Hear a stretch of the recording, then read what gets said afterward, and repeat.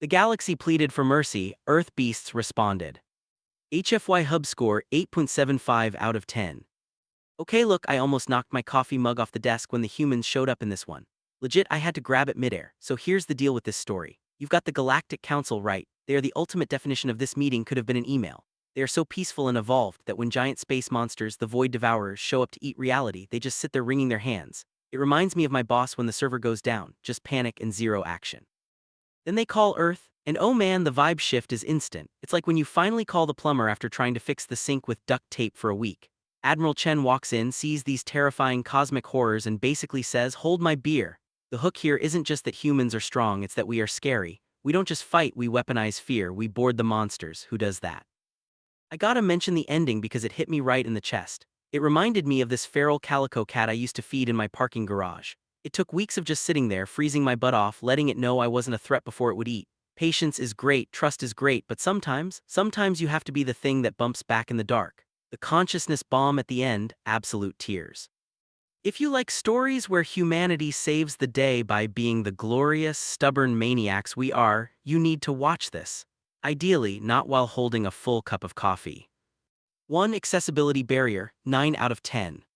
Super easy to get into. The narrator has a solid voice and the concepts aren't bogged down in fake science mumbo-jumbo. It flows just like a good podcast while you're doing chores. Number 2. Character cred, 9 out of 10. Admiral Chen is an absolute unit. I love that she doesn't take any nonsense from the sparkly alien diplomats. She feels like a real military leader who is tired of bureaucratic nonsense. Number 3. Closure status, 10 out of 10. Complete closure? It wraps up perfectly. No cliffhanger making you wait 6 months for part 2. It ends on a bittersweet, legendary note that feels earned. Number 4. Dialogue drip, 8 out of 10. The back and forth between the terrified aliens and the "I don't care" humans is hilarious. "Fear is the universe's way of telling you that something wants to kill you" is a line I'm stealing. Number 5. Endgame payoff, 10 out of 10. The ending is massive. The consciousness bomb idea is nuts in the best way possible. It's a sacrifice play that feels heavy and matters. Legit got chills. Number 6. Found family factor, 7 out of 10. It's less about a small family and more about humanity as a whole being one big, angry, protective family. We adopt the galaxy, save it, and then bounce. Number 7. HFY video length, 1530 min. Perfect lunch break length. It builds up the tension, has the big battle, and hits the emotional outro without dragging on forever. Number 8. Logic coagulation, 8 out of 10. It holds together well. The idea that a species that never knew violence wouldn't know how to fight back makes total sense. It's simple logic executed perfectly. Number 9. Narrative gut punch, 10 out of 10. I leaned back in my chair at the end and just stared at the ceiling. The sacrifice? The fact that humanity basically edits itself out of reality to save everyone, huge impact. Number 10. Packing pulse, 9 out of 10. Moves fast, starts with the panic, introduces humans, escalates to the war, and booms the ending. No boring filler episodes here. Number 11. Possible sequel, no. I don't think it needs one, it stands alone perfectly. Bringing them back might cheapen the sacrifice, leave it legendary. Number 12. POV perspective, 9 out of 10. Mostly sees things from the aliens' perspective, watching the humans go crazy, which is the best way to do HFY. Seeing us through their scared eyes is awesome. Number 13. The human edge, 10 out of 10.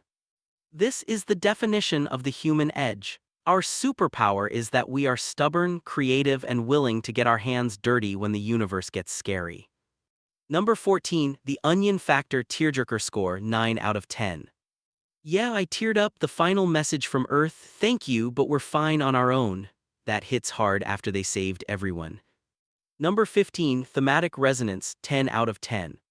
The theme of sometimes you need a monster to fight a monster is handled so well. It doesn't glorify war, but it admits that sometimes you have to fight. Number 16. Trope remix score, 8 out of 10. Classic humans are space orcs trope, but with a really cool psychological twist at the end with the empathy weapon. Fresh spin on an old classic. Number 17, Visual Bang Per Buck 8 out of 10.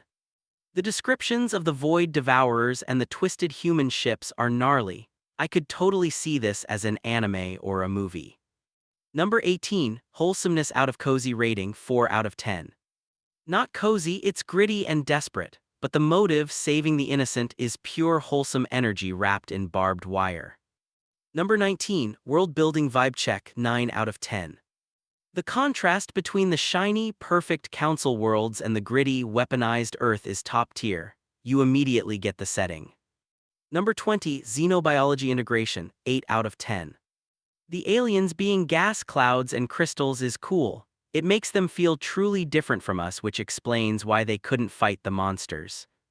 HFY Hub score 8.75 out of 10. Hope to see you at the next HFY Hub review.